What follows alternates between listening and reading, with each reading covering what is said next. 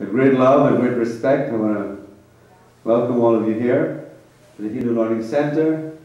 Here at the Heendu Learning Center, we keep our weekly meditation and yoga to enhance your knowledge of the mantras, enhance your knowledge of how to pronounce the mantras, or enhance your knowledge that you can correct your life and you can make your life better through knowledge and through this kind of yoga and meditation. This week we are going to concentrate on astrology and also what is astrology and how astrology can be misunderstood as something else and not be used properly. All of these things we're going to talk about how it applies to your life actually and how it's there to help you change and heal. One of the most difficult thing to understand is that everything is a fraction.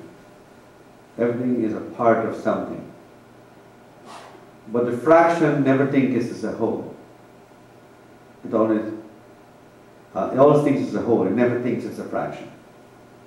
In other words, we always never think that we are part of something. We think we are independent, we are single, we can do anything we want, we are the center of everything. Because we are the center of everything. Everything centers around you. And so what happens now is that in you being the center, everything affects you from all around the world. The air, the water, the planets, the sun, the moon, everything. And so we forget sometimes that these elements are important in our life.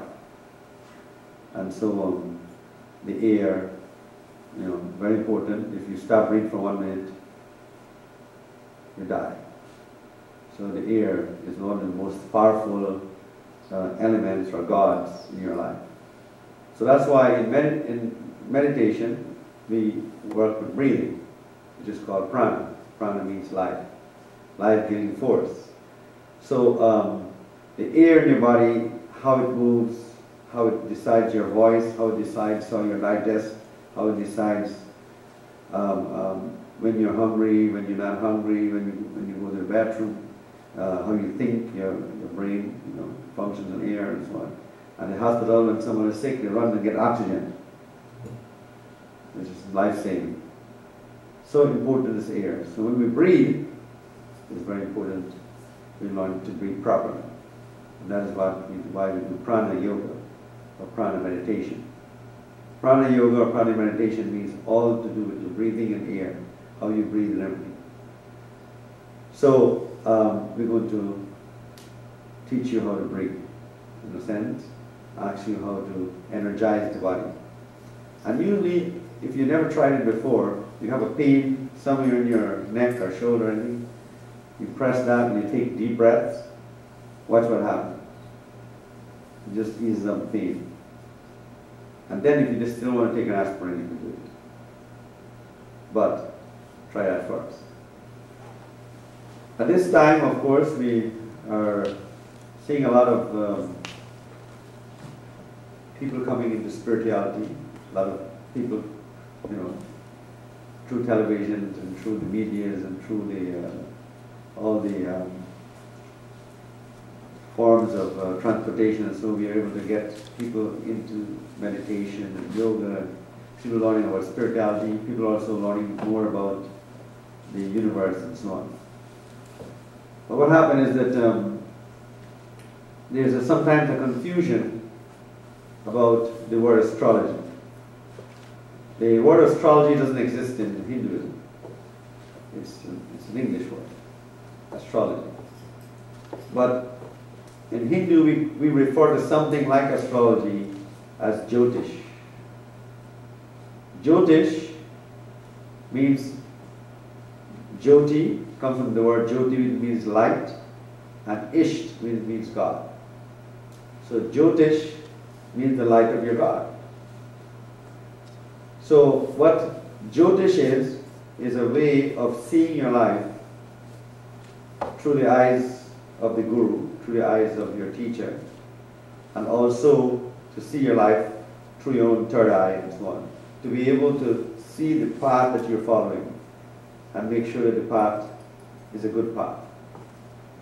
So Jyotish was a science before you even knew about astrology. It was more connected with astronomy, and it was science that guided you in your life and tells you when things will happen and how to deal with it and so on. So it was acting as a guide to mankind. And the reason why we developed Jyotish thousands and thousands of years ago is because it is a preserver knowledge. In other words, it preserves the universe. By man knowing this knowledge, he can preserve the universe. In other words, he won't do anything wrong to destroy the universe. He won't do anything bad that will destroy the world and so on. So he will be guided properly, because when you have a problem, when you have a conflict, or you have something like that, or he has a sickness, he can heal himself and so on, and he can heal himself from that. So the word Jyotish is a very, very big word. Even though it's taken lightly as astrology, it's really not astrology. Right? So when you come to see me, I am known as a Jyotishi. A Jyotishi, when you come to see Angela, she is known as a Jyotishi. She is not doing astrology.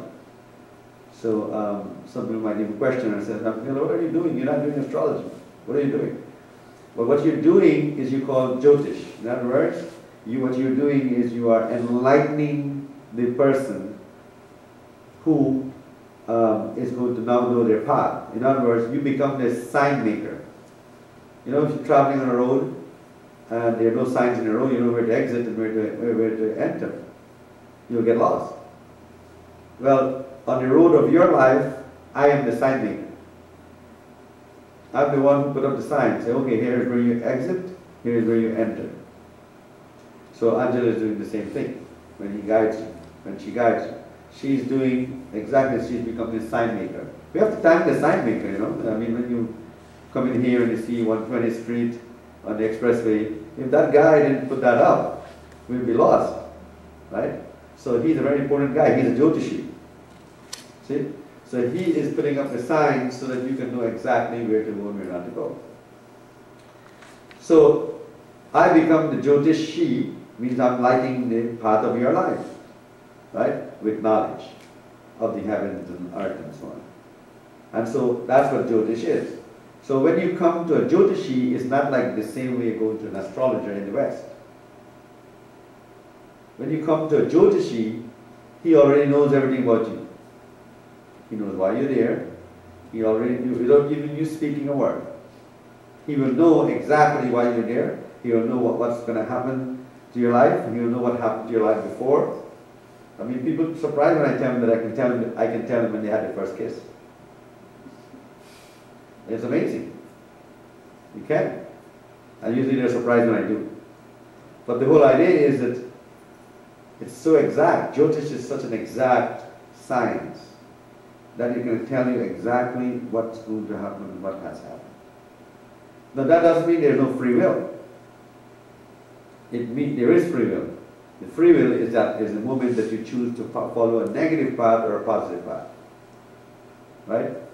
So what happens now if you know, for example, ahead of time from the Jyotish person, someone like me, that someone is going to get cancer, let's say, 5 years from now.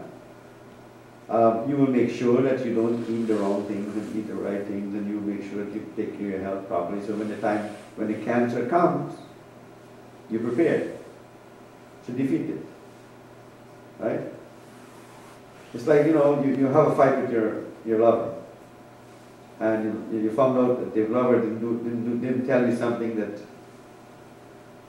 he or she was supposed to tell you before, and you found out from someone else. He said, okay, wait till we get here. I'm going to deal with him. Right? Because it's the same thing. You're preparing yourself to deal with the future, in the battle. So the whole idea is that Jyotish, or what you call Vedic astrology now, or Vedic science, prepares you in such a way that you are going to be happy.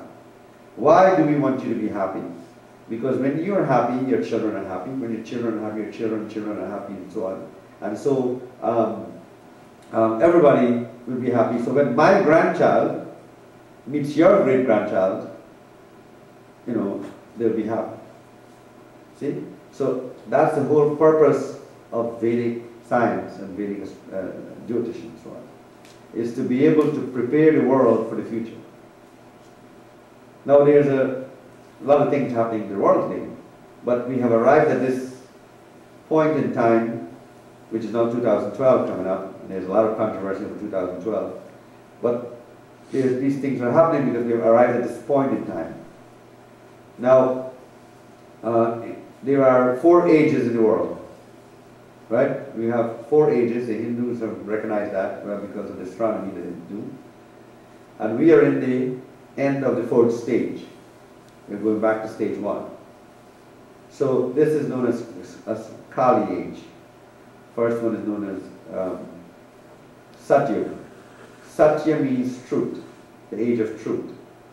That is when man is very well connected with the universe. And that is when man realizes that every breath of air is important. That is when man realizes every breath of food is important. Every morsel of food is important. Right? And of course diabetes is teaching people a lot of things today. See that as we arrive towards 2012, diseases are teaching us that we have to know what we eat, but what we eat. Can't just eat the sugar when you feel like. So now, man is reconnecting with the universe now. That's why we see all of this spirituality, people go to India, and all of this, people like Sai Baba, and so who came in to prepare the world. So every age, which lasts about 432 years, right? Small ages, or 432,000 big ages. It goes in circles. But what happens is that we were in the end of the 12,000 period, when the sun's axis changed to the other side and so on. But every time there's an age, man's knowledge goes up or down. Mankind's knowledge. So in the age of truth, which was the first age, which we're going to now, man had such high knowledge that he could predict everything in his life. He could know where to go next, what to do next, right? And he could control the world with mantras. He could say something to the trees and the tree would bend and give him the flower, right? He could talk to the animals and he could say, okay, do this, and the animals would do this. This is when we had the age of truth.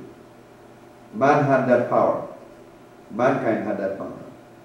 They had power to move things, right? So they had power over the elements. They could travel to planets without having an astronaut suit.